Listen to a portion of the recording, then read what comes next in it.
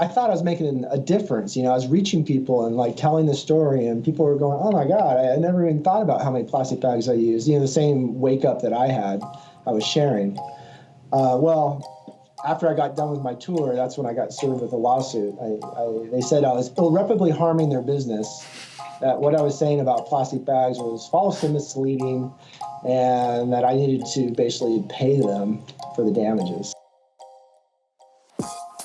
From ALDA, this is the Protect Your Wild podcast, a show about founders, athletes, and influencers, and how their passions for the environment led to their actions and career paths today. I'm Colin Campbell, and this week I'm having a chat with Andy Keller, the CEO and founder of Chicobag, the company responsible for keeping an estimated 779 million single-use plastic bags from ever being used. And if you want to get yourself a Chicobag, use the code CHOOSEREUSE for 20% off your entire purchase at chicobag.com. You're welcome. All right, guys, enjoy.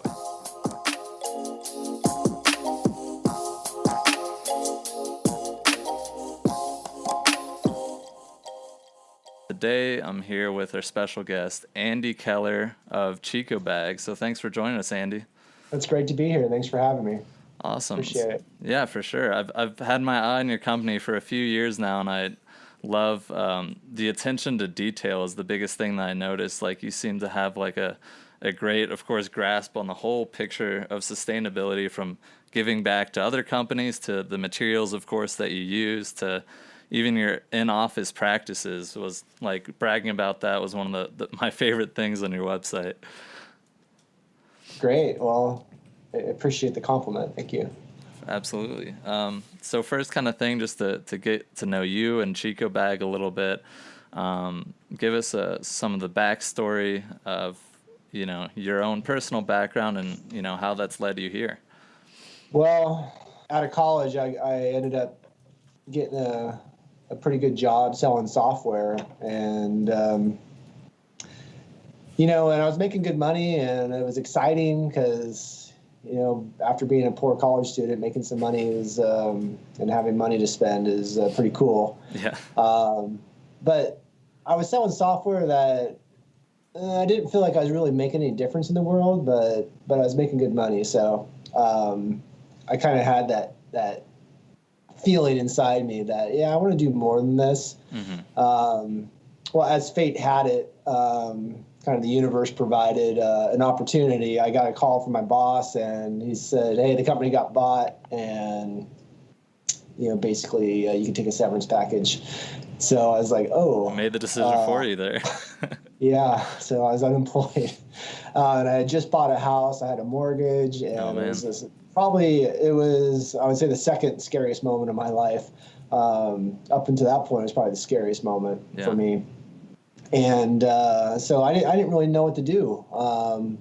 So I ended up working on my house because I bought a really old beater house, and I needed to do some work on it. So I cleaned up the yard, and I ended up at the landfill. And after I dumped my stuff in the landfill, I just kind of looked, and I'm like, it was just unbelievable what people were throwing away. I saw a potbelly stove that was like, had to be an antique, and it was certainly a big chunk of metal that could be recycled. Yeah. And visually, what stood out to me were all the plastic bags. They were everywhere. They're blowing around, and that day they were actually blowing out of the landfill. And around the landfill is pasture land with cows. And I started making the connection. I'm like, wait a minute, I realized up until that point, I essentially been told a lie that in order to do my part, I needed to not litter and recycle. Don't pollute. Give it who don't pollute. But I realized all those bags were disposed of properly, and they were still getting out into the wild. And so I made a decision. I'm like, up until that point, I was a plastic bag user. Mm-hmm. I never thought about how many plastic bags I used. And actually behind me here that's what the average American uses in plastic bags in 1 year. That's 500 plastic bags. One American, 1 year. Wow. And I was one of those Americans. I had no... Yeah, I didn't think about it at all. Right, it's not even a consideration. It's like not on your radar until you kind of start to become aware, and once you are, it's right in your face. You're like, wow. Yeah, and I started seeing them on the drive home. I started seeing them on the side of the highway, and I started seeing them everywhere. It was like the experience like when you buy a new car and you start seeing your car around in town. It was the same thing. I started seeing plastic bags like caught on fences and in trees, and that day I was like, okay, like why don't I use reusable bags? And up until that point, I thought reusable bags are kind of grungy. They got stained easily. And I was the type of person that I'd probably forget at home or in the car. Right. And then kind of my entrepreneur business side of my mind started kicking in. I'm like, well, why isn't there a solution out there? Like, wouldn't it be awesome if I could have a reusable bag in my pocket and I can have one whenever I needed one? And I could just pull it out of my pocket whenever I needed a bag. And I was like, oh, wait a minute. Like, I can solve my plastic bag problem and my unemployment problem at the same time. Like, this is awesome. So I drove that day to the fabric store, bought some fabric. I got a secondhand sewing machine, and I started making what would become the first Chicobag, that day. That's awesome. I love those, just do-it-yourself attitude. It's like, you don't need some big investment up front to start something, right? All you need is, like you said, you see the need and you see the problem, and you just go, well, let me just go buy a sewing machine and see what I can do. That's awesome. And the Chico bags too, what I love is they're like small enough you could fit it on a keychain if you wanted when it's all packed down. It's crazy. Well, yeah, that's the idea and that's the intention. Yeah, absolutely. Trying to create a new habit is hard. It is. Yeah. That's probably the hardest part. Trying to remember to bring your reusable bags, man. We just have to really make it easy for people. And that was the intention behind the design. Yeah, and for the longest time, of course, a lot of governments weren't really doing anything about it, right? So I'm in Boulder, Colorado here, and they have the like a 10-cent plastic bag tax. So they made a decision to help people, I guess, make that choice and keep that reminder in their head to go reusable. But for the longest time, there wasn't really much being done from the government side about it. Well, what's interesting is, stores had been given a 10 cent, 5 cent, sometimes even 25 cent reward for bringing your own bag. And what they found is that the people that brought reusable bags, that made no difference. They did comparisons between two different stores that are similar. One had a reward and one didn't, and they saw no difference in the reusable bag use in the stores. Wow. As soon as you charge 10 cents, though, in most places, a 90% reduction in single-use bag consumption overnight. That's crazy. It's kind of the way our brains are wired. Punishers, right? Well, we're adverse to loss. You want to take 10 cents from me? Oh, no. You want to give me 10 cents? Maybe. It's like, whatever. It's only 10 cents if it's being given to you. Yeah. It's interesting. Yeah, and then, Boulder County, of course, here, there's tons of people that, love the outdoors, and I think that always ties into where this kind of mentality to be sustainable comes from. So did you have kind of anything in your childhood and so forth that kind of led you down this path or just gave you a passion for the environment? I remember going camping as a kid and being in the outdoors, and before we left the campground, my dad was like, okay, let's everyone police the area and pick up debris. And it's kind of a vague recollection, but I remember thinking well, we didn't make this mess here, but I remember my dad saying you got to leave places better than you found them. Yeah. And I learned that lesson a couple times. He had borrowed basically a compound miter saw from a neighbor to cut some wood, and he was cleaning it all up and really making it look nice, and he was returning it better than he found it. And he was telling me about what he was doing, and that really stuck with me. Is to leave something better than you found it is if we all did that, man, God, the world would be wonderful. Oh, yeah, absolutely. That was something, I guess, kind of where I learned that same lesson was through playing sports, right? And oftentimes some people at parks or what have you would leave their water bottles or plastic bottles random litter, everywhere. Their drink cups from McDonald's that the parents would have, things like that. And, once I got into high school, we had, I was in the marching band by high school, and a band director would always enforce that to a strict, in a militaristic sense of not only are we going to tell you to do this, but then we're going to go around and check and make sure this field or whatever is spotless and then there's not a single bottle out here. It's definitely something I hope, generations keep passing down, because it's like a golden rule almost of sustainability. Yeah, certainly. Yeah. So you guys' B Corp status is one of the biggest things that stood out to me. And I saw that you got an award of being in the top 10% of all B Corps. Is that right? Yeah. For environmental, there's different categories that you're rated on. And our environmental score is in the top 10% of all companies that are certified B Corps. That's awesome. So what kind of things do you guys do in office and with your brand and product that not only got you the B Corp status, but also, got you on the upper echelons of B Corp companies in terms of environmental stuff? Well, I mean, there's a couple layers to B Corp, so I can talk about that, because a lot of people don't know about it. Absolutely.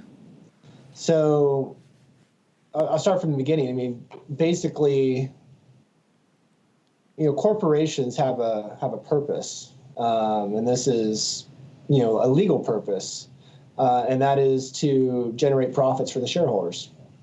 And so when you form a corporation, and you get investors, or if you have a board of directors, if you're not maximizing profit for shareholders, you can get fired. Mm-hmm. So as a CEO, if you have a board of directors, they're responsible for hiring and firing you. And so you can get fired, from your own company for putting something above profit. So that's traditional kind of corporate structure. So what a B corporation does, B stands for benefit, is it adds in a social benefit into the charter, into the corporate charter. And that's a legal document. So if let's say you sell your company, or if you get investors, or if you have a board of directors, when you make a decision that meets your the criteria, that's the social benefit that you're trying to achieve, and it doesn't maximize profits, they can't fire you or sue you or do the bad things to you as a result. The bad things.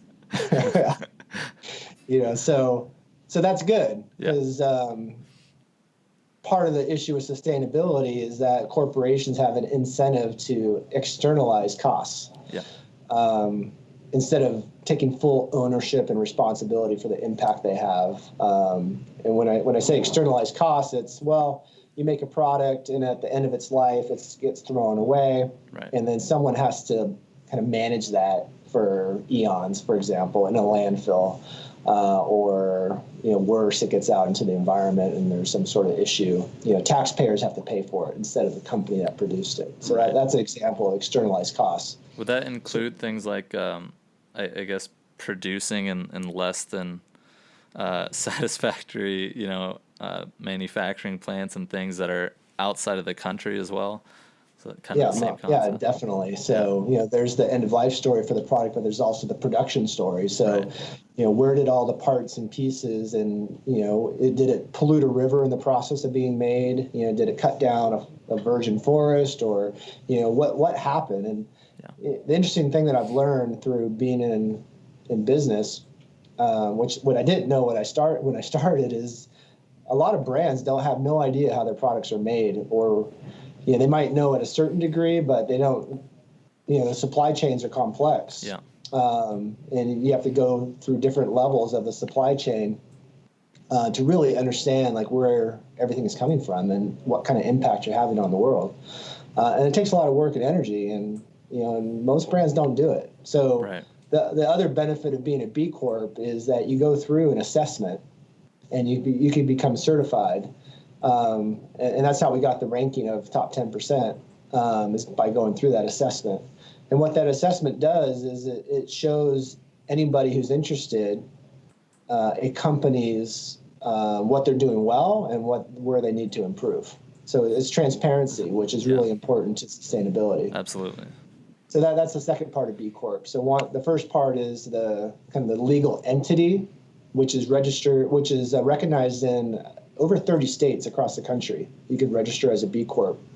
And then the second part of it is getting certified. So that's the transparency, where you're telling your story and essentially showing the world, what you're doing well and where you need to improve. So is that like kind of a third-party audit then? You submit your details or what have you to the government agency or whatever that will then determine if you meet the criteria or not? So there's B Corporation is a certification body, essentially, that does the B Corp certification. Gotcha. So bcorporation.net. And then that's where you can see the certifications for each of the companies that have gone through that process. Awesome. Yeah. So it's separate from the legal entity that the states recognize. Most states require companies to publish an annual kind of sustainability report, but it's different than the certification. Gotcha. So yeah, that was because one thing I was noticing in some research on larger brands that claim to have a lot of efforts in sustainability, like Nike, for example, was a recent one I looked into. They have their own internal judgments, and then they will kind of just publicize this grade, right? Like, X amount of our manufacturers have rated as a bronze within Nike's stuff. But then you're like, well, what the hell does that mean? Like, what is bronze? You're not giving me enough here. Like, I don't even know what you're trying to say with that. So that is one thing that I do love about the invention of this whole B Corp thing, is it does encourage transparency, and then you get that nice stamp of approval that when people see, they can say, okay, I know they're doing things the right way. Yeah, and that it's the battle greenwashing, essentially, or puffery. Making yourself look really good. We're going green, we're sustainable, but I guess it all started around 2008, where everyone wanted, or no, it was probably about 2005, right, where everyone wanted to go green, and everyone was like, we're green, and. Right. So the B Corp movement is kind of in response to that. It's like, well, are you really green? It's like, let's have some accountability here. Yeah, exactly. Yeah, it's something that I definitely try to keep the eye out for, because now what I've seen is a lot of new companies, specifically apparel, that's just surrounded around, donating to one specific cause, but then you look at their materials and it's like, okay, they're seemingly doing this primarily for the attention they get for that give back system, right? While there's companies like your own that, on top of having different partners that you give back to, which I do want to talk about, remind me in case I forget. Sure. You also have the details and the materials of the products, how they're manufactured, etc. Like, just the list goes on, and that's something like that holistic picture that I want to try to get through to people's heads when they're shopping, especially. Yeah, I mean that's where the rubber hits the road, is making a product that people will buy and use and love for years. Right. So in my mind, that's sustainability essentially is not making stuff that's going to be thrown away. Yeah, and that kind of ties into the next thing, which is the green premium that I want to talk about. That general concept, of course, where a lot of average Joes, so to speak, when they're shopping around, they'll see maybe something for like $1 or whatever. Like, let's talk, you guys do reusable bags, of course. Let's say they see one for $1 and they say, okay, well, it's doing something in the right direction. It'll help. Like, if I use this, I at least won't be using plastic bags. And then, of course, a Chicobag that's made with pretty much the highest level of integrity when it comes down to materials and production and across the board, and durability, I'm sure, in the long run. So I was just wondering, from your perspective as a business owner and founder, and how is that something you kind of a perspective that you try to combat, and what do you usually say to people that might have that kind of mentality?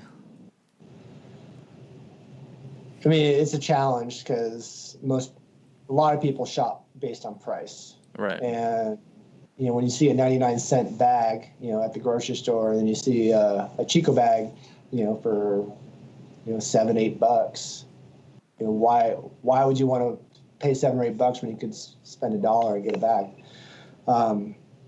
So it's challenging because, I'm not there at the register going, hey, let me tell you, about Right. this.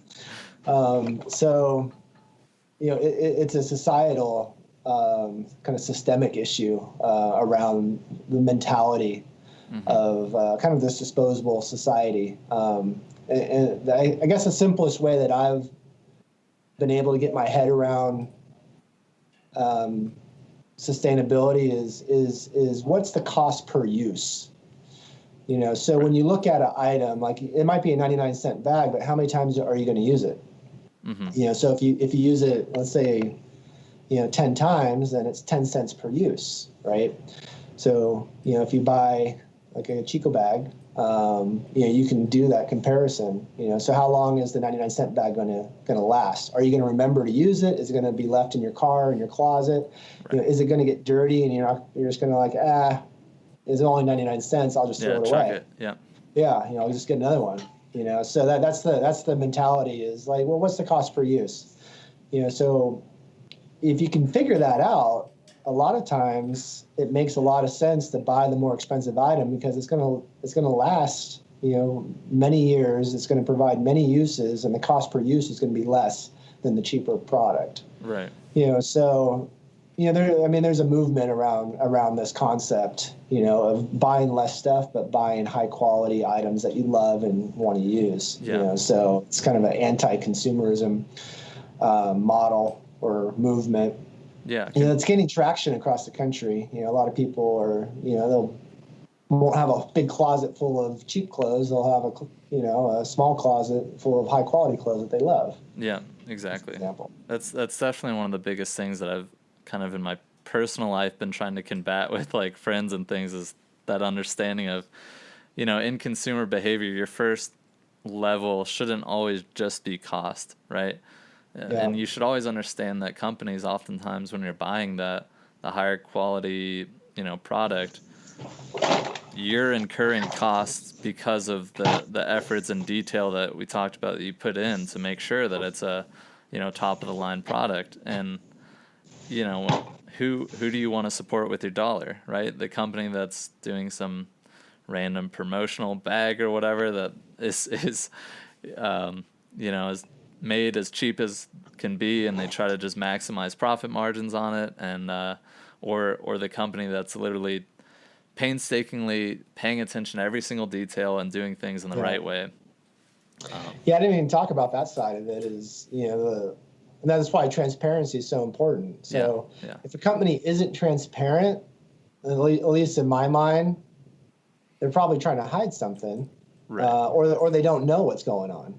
Yeah, which I could see in many cases for sure.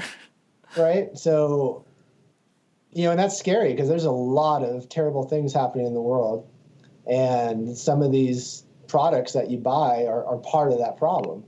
And when you buy it, you're voting with your dollar that's you want more of that in the world. Yeah. So there's been all kinds of scandals that have shown up where like hardwood flooring is made with illegal wood out of a virgin forest, which is part of a national park, in an impoverished country where people are getting paid off in order to harvest the wood, and then they're bringing it back over the border into another country and then exporting it as another country's wood. Right. Just like all kinds of shenanigans are happening, and if you don't have full control of your supply chain, like it's probably going to happen. Yeah, and that's one thing. As I'd never tell people not to vote, of course, but I think it's equally, if not more important, to watch where your dollars go, because you'll make plenty of income throughout your lifetime, right? And you as a consumer now, with the amount of information that's out there, you have the ability to go and support good guys, right? Good men and women that are doing the right thing, and whereas with politicians, you don't necessarily know what is going to come of their term, right? They'll sell you an idea, and you might vote on them based on them giving lip service to the right thing, but with these B Corp brands specifically, with that level of transparency, you know what's happening.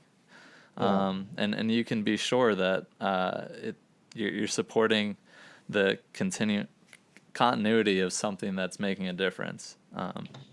It's taking the long view, right? So, politics runs in 2 or 4 year cycles. Right. Businesses run on sometimes 3 month cycles. Yeah. But hopefully longer. Annual cycle. Yeah. So it's if you look out 5, 10, 15 years, I think that's the appropriate vantage point for making decisions on who you're going to support. Yeah, for sure. Ideally, and that's part of the challenge with our society is how do you take the longer view? Right. It's I guess there have been big, like, major culture changes in the past, like with, smoking is the biggest example from my lifetime I can think of, where you go from indoors was still a thing, smoking in restaurants and stuff when I was really young, to now where, I can name you maybe one person, 2 people that I know that smoke cigarettes. So it is, I'm optimistic. I'm definitely hopeful that there will be a big change in momentum there, as we've kind of seen. Yeah, I mean, cigarettes is a good analogy for other social trends. Single-use plastics is kind of following the same suit. Yeah, it's caught fire lately. Yeah. Single-use bags, are being banned, all around the world.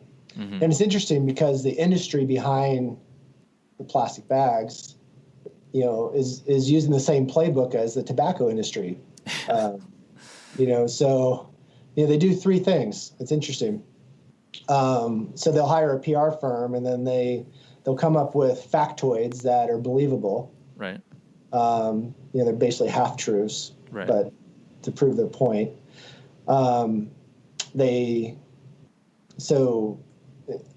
factoids basically do 3 things. One is they will shift the blame.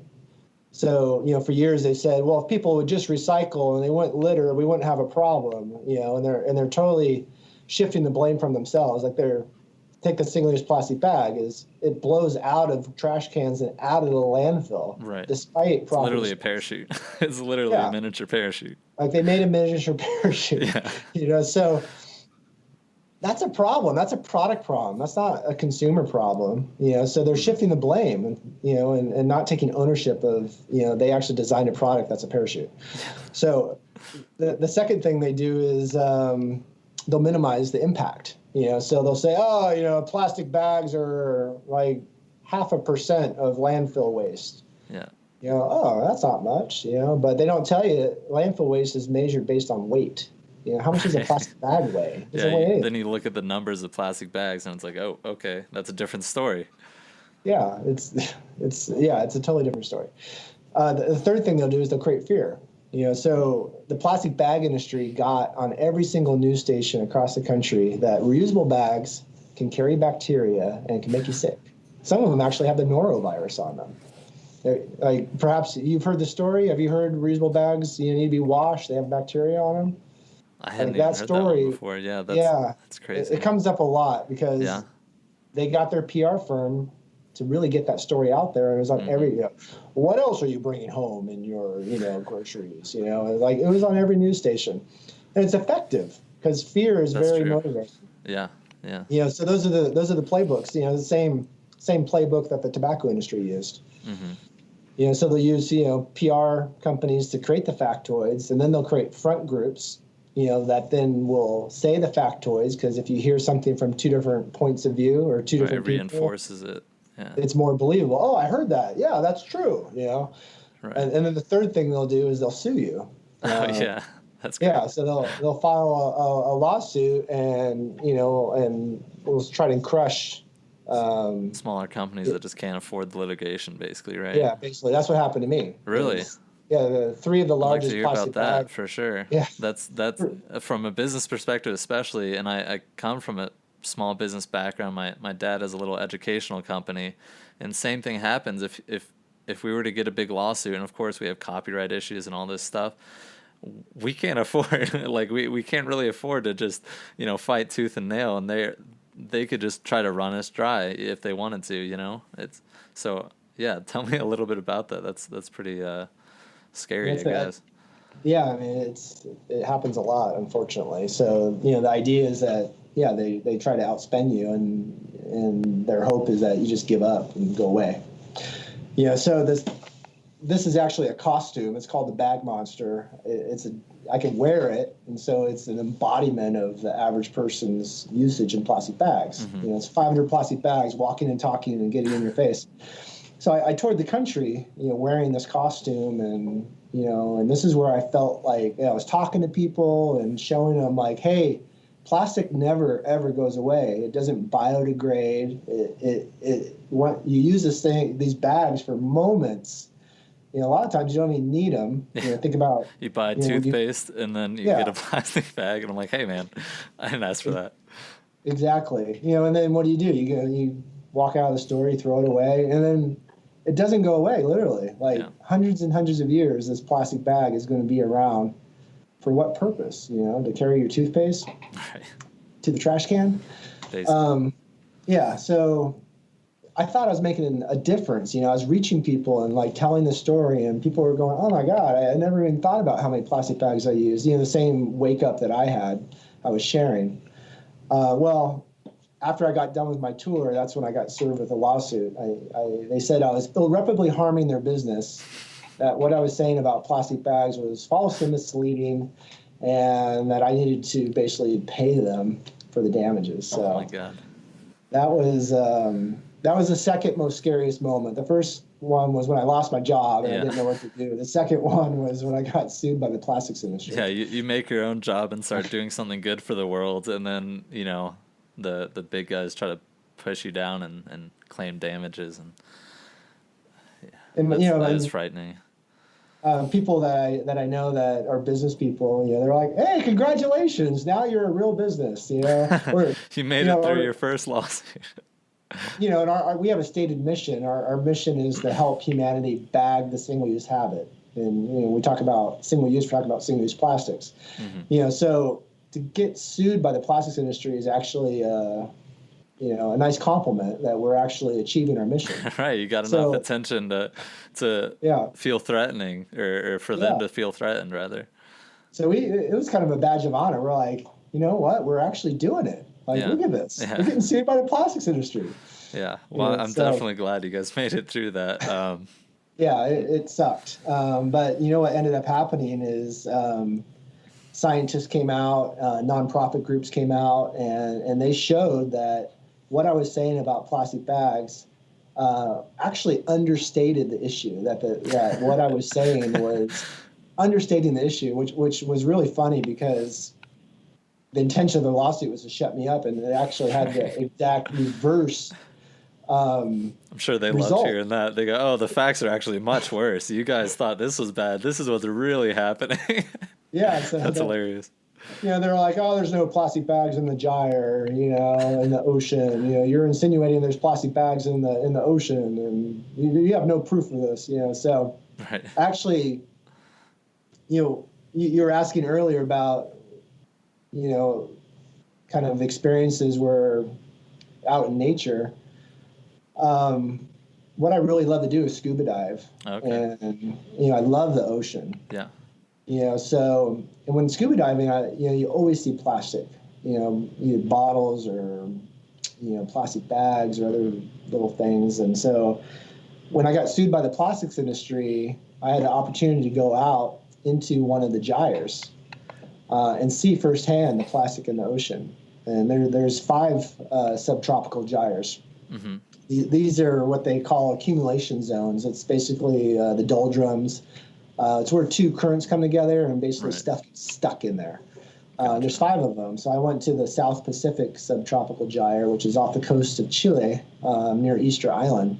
Oh, that's and I went out there and with some scientists, and we sampled the water and counted how many pieces of plastic were in the water to collect the data, you know, that proved, you know, that actually there is a problem, because everyone's like, "Oh, there's no problem. Show us the data." You know, so I helped collect some of that data, and what I ended up finding were not full plastic bags because they deteriorated, but the knots that people tie in plastic bags. When you throw something out, like you tie sturdier, or will last together like that longer, right? Yeah. So the only thing that really survives in its form is the knot that you tie in the top of the plastic bag before you throw it away. Gotcha. So I found those, and the rest of the bag, became plastic confetti that's, permeating our Earth.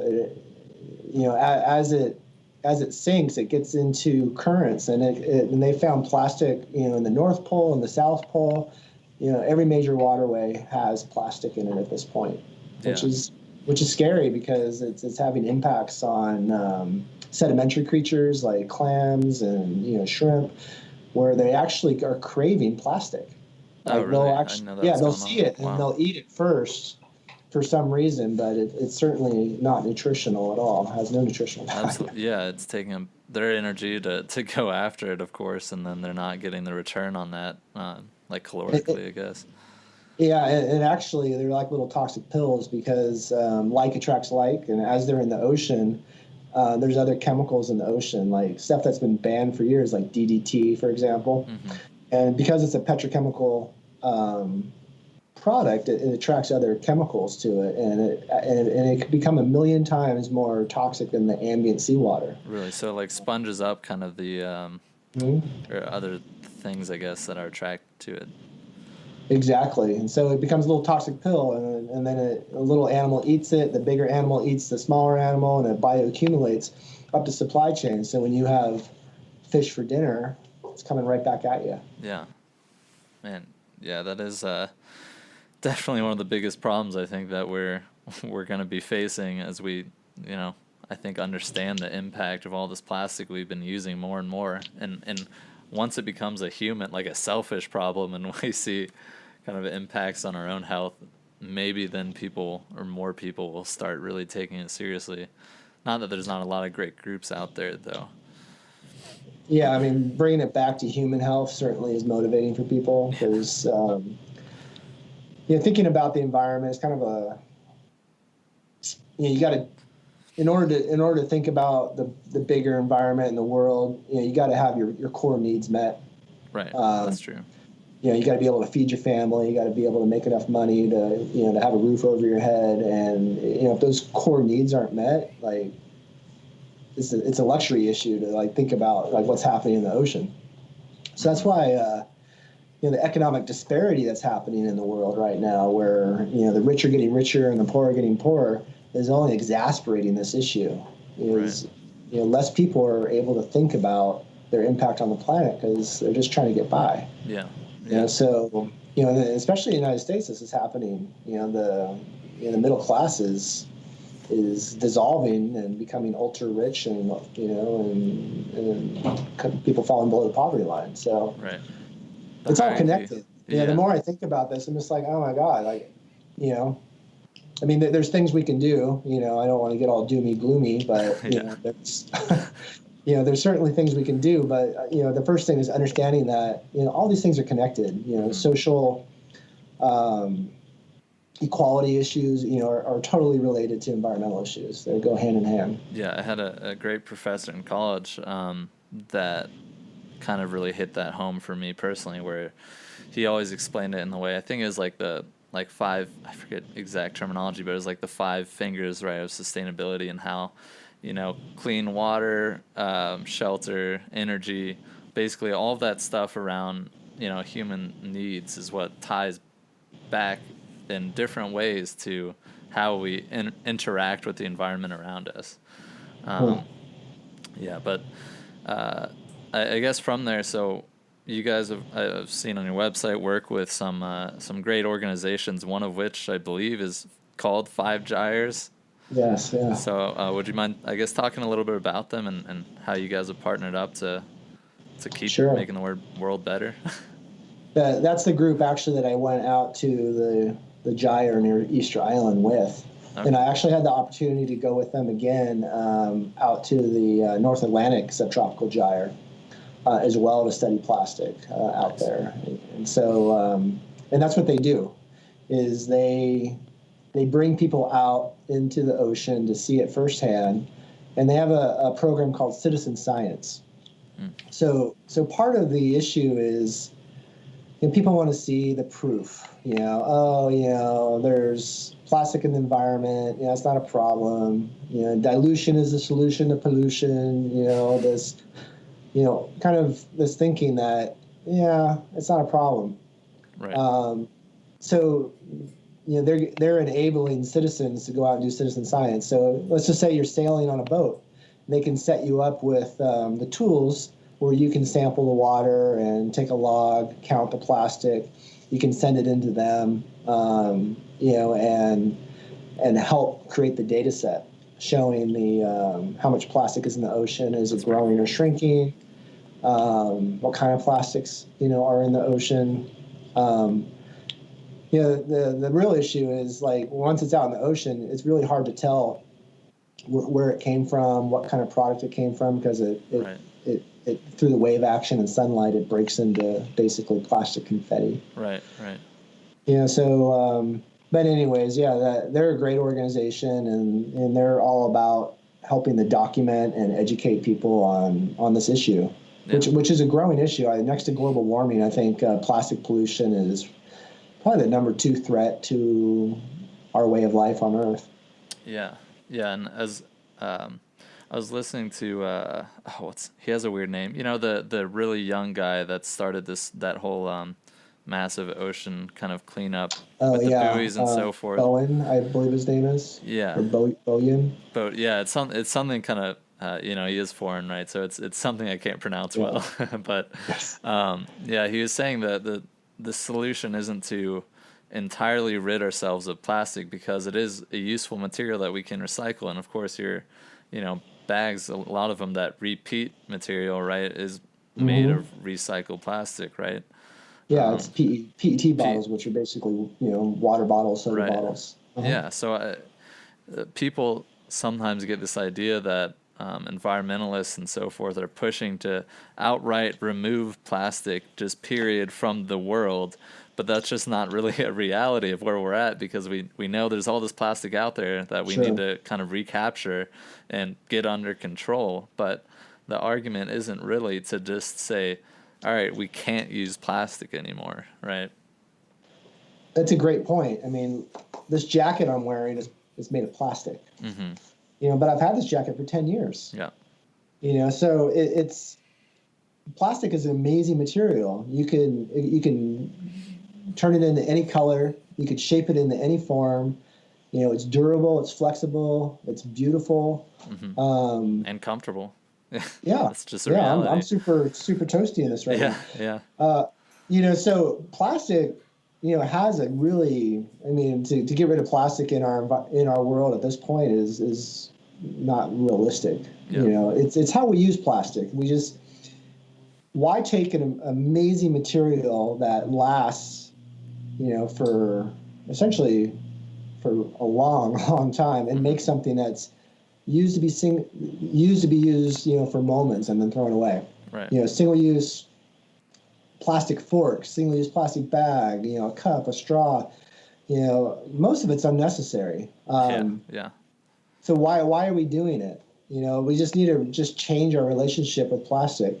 And part of it is it has so many externalized costs. I talked about that.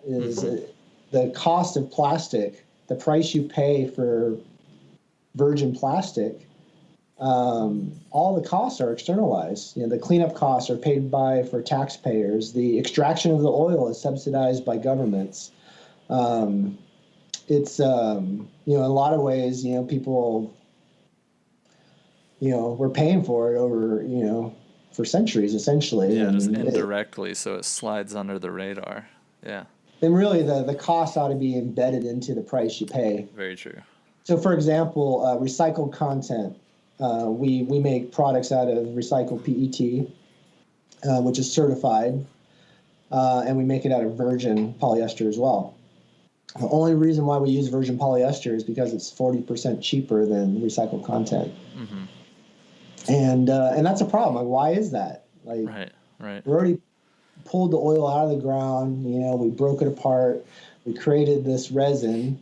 We made it into a bottle, and it's there. It's ready to be used. All you have to do is grind it up and remelt it and make yarn and weave it into fabric. Right. Like, why is that more expensive? I guess just the economies of scale, right? It's just the standard is still people just defaulting to new materials rather than there's just maybe not enough infrastructure in place yet for the recycling. I would say that that's part of it. Yeah. And I think the other part is that it's so highly subsidized by governments. When you do, you have tax write-offs, and there's credits and there's subsidies, all around the industry of oil extraction. And you don't have those same subsidies and tax credits for recycled content. Yeah. So really, we just need to level the playing field and, create some tax incentives or some sort of incentive that brings the price of recycled content, to the same level as virgin. Right. Ideally cheaper. Yeah, and that'll help with that whole green premium concept too, of course, if manufacturers and brands can now use this material. Obviously, that saving will translate through to the price that they put on the product. Yeah. It's I think that's the main lever is if we can, and it has to be done through government policy, because that's, one side is you take away all of the benefits or perks, for virgin, which is probably hard to do, or you give the same perks or more perks for recycled content, which is probably easier to do. Right. To get that engine going to make a circular economy, because right now it's a linear system because it's cheaper. Yeah, and we're realizing it just doesn't work. It's just not quite working right. The whole recycling infrastructure has just been turned on its head. With the decision from China, they're putting environmental controls, and they're really stepping up their game. And one of them was they're going to stop accepting recycled content that doesn't have a high purity rate. So if you have chewing gum in your bottle or or contamination in your recycled content, they won't take it. So as a result, we don't have the ability or the technology to sort recycled plastics in a way that's acceptable to be imported into China.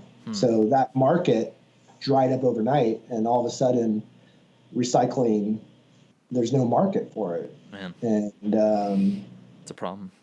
That's a big problem, because it's cheaper sometimes just to send the stuff to the landfill than it is to ship it around or try to find a market for it. Yeah. So to break this up real quick, I like to play a little game. We got pretty heavy. There's a lot of serious things going on in the world. So I made up a kind of a little game here. It's just call it Quick Curiosities. I have that's like a tongue twister. Quick Curiosities. So I just got 10 kind of, some silly, some serious, rapid fire questions for you to just kind of, whatever comes to your head, answer on the spot. Ready. So starting with a silly one, what species do you think is the MVP, so most valuable predator, not including humans, of course? Most valuable predator? Yeah.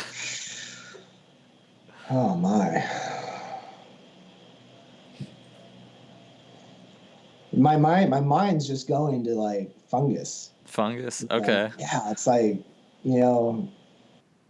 decomposers in the world. When we got waste, the decomposers go in, and there is no waste in the natural world. Decomposers come in and just turn it all into, they eat it. Right. Love where you're thinking. I love where your brain's at with this. Everybody else in the audience is like, sharks. And you're like, no, fungus. I love it. Next one. So what is the best kind of sustainable habit that you recommend to people? Like one of the easiest first ones people need to implement?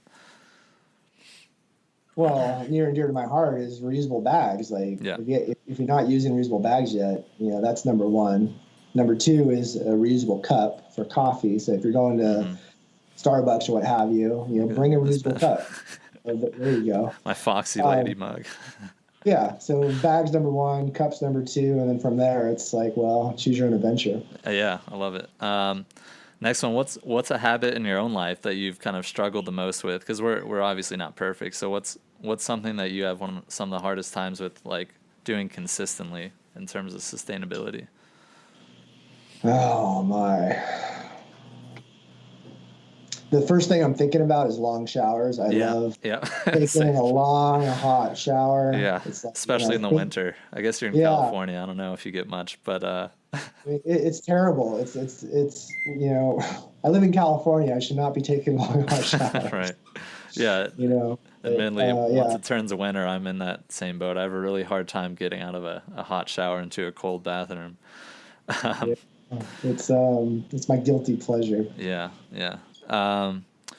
Next one. So if you could be any wild animal, what would it be? Oh man, I think it's a cross between being an eagle, just flying and on the top of the food chain. Yeah, a little less threats. Yeah, I'm protected. I'm a national symbol. Yeah, I like it. Eagle would be awesome, but the other side, dolphin would be a lot of fun because they out there playing, they're social. True. Eagles seem a little bit more solitude.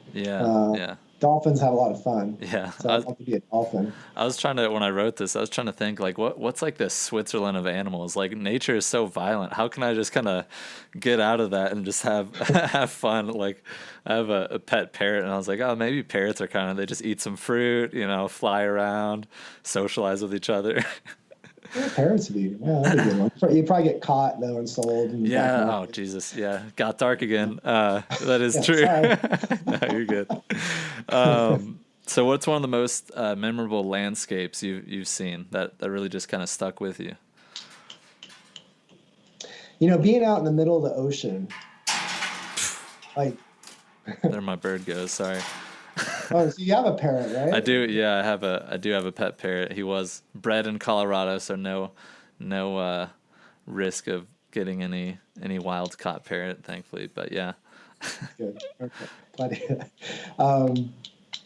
that. Being out in the middle of the ocean. So to get out to the gyre, I was out there for 2 weeks. Oh, wow. It felt like Waterworld, that cheeseball movie where where's land? I didn't think I was going to see land again. And it made me realize that our largest wilderness on this planet is our ocean. It's a vast, pristine, or it should be pristine, wilderness. And it just was amazing because you could see to the horizon, and we actually figured out. I think it was 12 miles to the horizon, and you look all around you, and it looks like forever. And it's a pretty unique experience. It's like everything into perspective. Yeah. We live on a water planet. Yeah, that's right. About, what is it, like 70% or something? Yeah, 70% water. So our oceans are super important. Yeah. To the ecosystem and life on Earth. Absolutely. I've heard every other breath you take is because of the oxygen that's being created from the plankton in the ocean. Whoa. That's a pretty cool stat. Wow. Yeah. Next one. So what is the largest threat to the environment that your average Joe might not be aware of?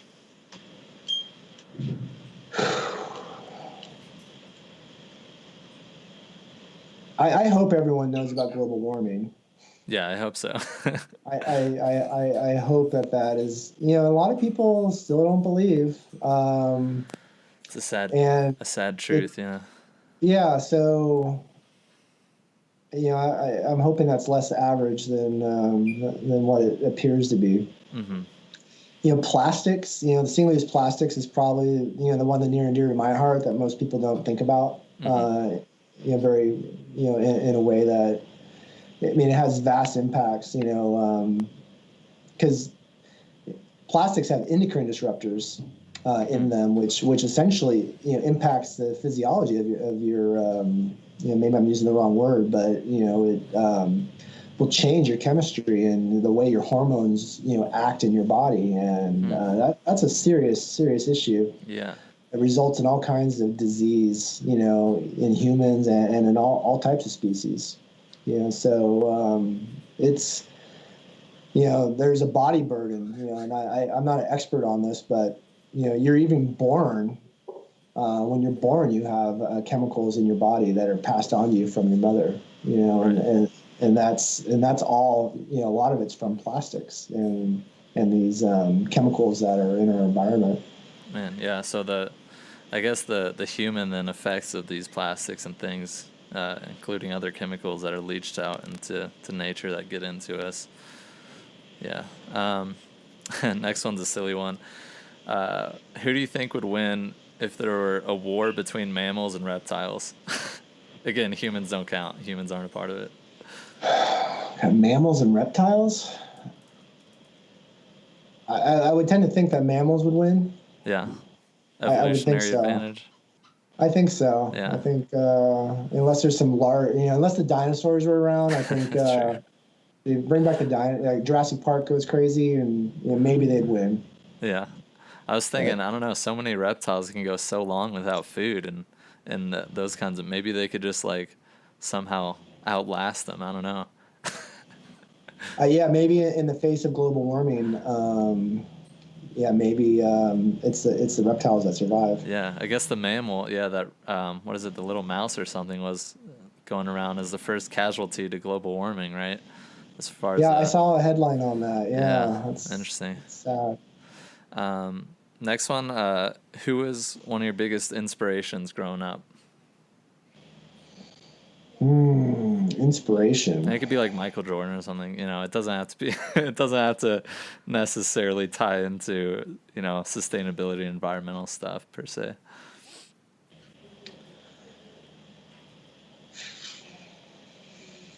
Yeah, it's a tough one. I think my first reaction is my dad. Mm-hmm. He ran his own business, and so he was always saying, Andy, if you should run your own business, and he kind of, he told me all the benefits, like you get to make your own hours, you get to, do this and that, and could get sued, Yeah, he didn't tell me about all the like downsides of owning your own business, but right. he made it sound pretty cool. Yeah. So I had that ambition from when I was young to do that. So I from an inspiration standpoint, he really inspired me to create my own business. Yeah, same here. Pretty much growing up with around that, I guess. I feel like your brain just works different, where you realize from a young age, like, I don't really have to work for somebody else necessarily. Every company starts with someone, right? Yeah. The other thing he did is he didn't give me allowance. So there you go. So I had to think of ways to make money, so that it automatically started me on the path. Yeah, nice. And last one, what's one brand that's one of your favorites that you'd want to turn people on to? Oh, in regard to transparency, I really have a lot of admiration for Patagonia. Mm-hmm. For just stepping out and into like that scary world of saying like, hey, this is a problem, mm-hmm. And they're pretty transparent in their supply chain of like, here's where we're doing well and here's where we're not doing well. And, to step out of that comfort zone, they're probably one of the first that I know about that did that and really admitted, where things aren't right. Yeah, they use their voice very well. And they're the founder, Yvon Chouinard, just talk about the ultimate badass as far as this guy's life. Not only as a monster of an entrepreneur and kind of went against the grain in his practices, but also just his history of, adventure and climbing and all that stuff. Definitely somebody that I look up to in that regard. So, as a result of, I've really learned to just question the status quo. It's like things are the way they are because people made them that way, and we could change it. And absolutely. We don't have to accept the way things are, for sure. Yeah. So that wraps that up. Thanks for bearing with my weird questions that, hit me at strange times of the night. But these are just the things I think about, reptiles versus mammals, what's going to go down. But to kind of yeah, sorry, I'm a weird dude, but to start to kind of close it out a little bit, there's a couple questions that we typically ask all of our guests that I think are important for people to hear. The first one of that being, how do you, in the most basic terms, kind of explain sustainability to like a toddler or the next, generation, so that they're kind of raised and instilled with those values? Oh man. So I have a 5-year-old, so this might be a little bit easier for me. Yeah. Is I'd probably describe it as a magic bowl of treats. So there's a magic bowl of treats. As long as there's treats in the bowl, the magic will put another treat in the bowl every day. But these treats are for everybody. So and everyone needs to take, just enough so that there's something left in the bowl, and so that another treat comes in. If all the treats are gone, no more treats go in the bowl. Nice. So that might be a real stumper for a 5-year-old, but I like it. You use their, if I remember being a little kid, right, you have imagination is a lot stronger, and I think that's something that probably kids could almost conceptualize better than adults could, So the way I see it playing out is, if there's only one treat left in the bowl, you don't take it, even though you want your treat. Right.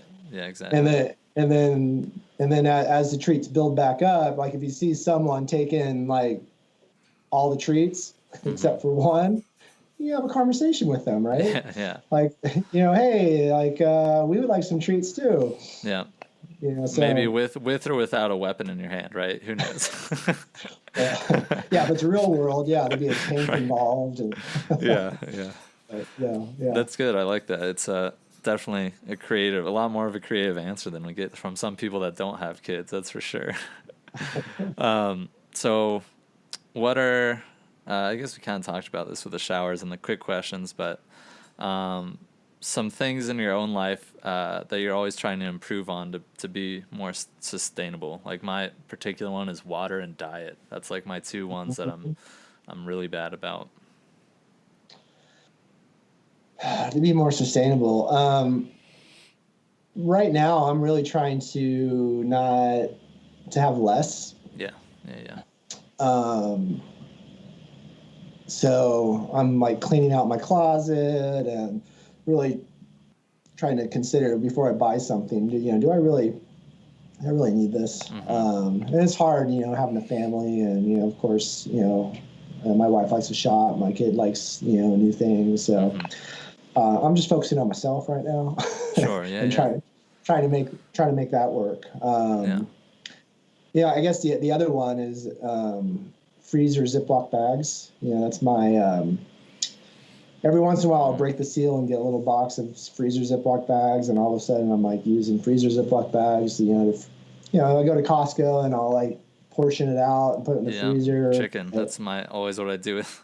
Unfortunately, I haven't found a great way around it yet with the chicken. Do you have any tips for that you figured out? What my mom used to do is she used to put chicken in a plastic container like Tupperware. Okay. And fill it with water and freeze it. Oh, interesting. It does two things. It keeps it fresh and it prevents freezer burn. Okay. So that is a good tip. But you need a big freezer to do that. Yeah. But anyways, that's something that I really need to work on, is just having more, I guess, freezer containers, for food rather than using bags. I try to wash them and reuse them, but right. That's what I have to freeze my veggies for the parrot over here. So I've been like rotating out two big bags basically that I'll use and wash out and stuff. Yeah, these are real regular people problems. I mean, I want to make sure sustainability feels normal and accessible to people, and by kind of exposing the struggles that we all have, even people that are particularly aware of the issues and trying their best to be more sustainable, that there's always kind of room for improvement, and nobody's perfect, and it's all about just taking the right first steps and improving yourself. Like you said, I'm going to work on myself and see what I can do.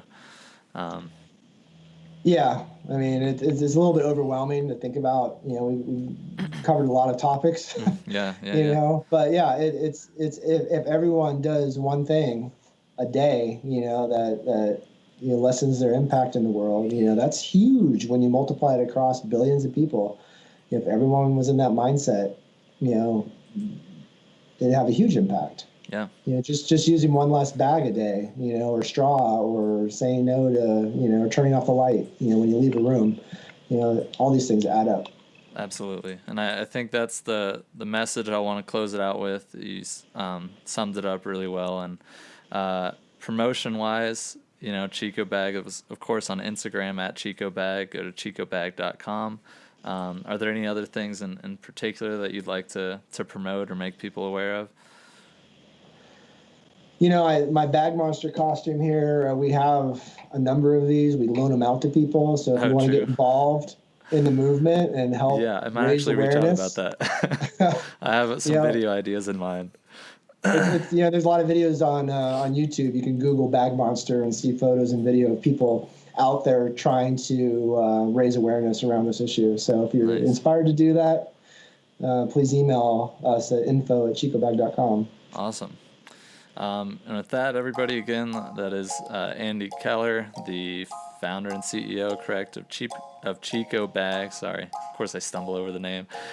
And again, really appreciative of your time. Really, really thankful of your mission, and that you've kind of dedicated your life, your intelligence, your time towards like something that matters in the world. And that's something that the world will be a better place because of more people like yourself. So thank you again. Oh, thank you. That makes me feel good. Appreciate it. Thanks. Absolutely. And with that, thanks for listening, everybody. And remember to protect your wild. Wait, before you go, don't forget to hit that subscribe button, and please leave us a great review. It helps other people find the podcast. Also, check out our blog at aldalifestyle.com. We do some in-depth brand reviews of companies like Chicobag and give you all the info you need on sweet, sustainable products. So that's all I got, y'all. Talk to you next week.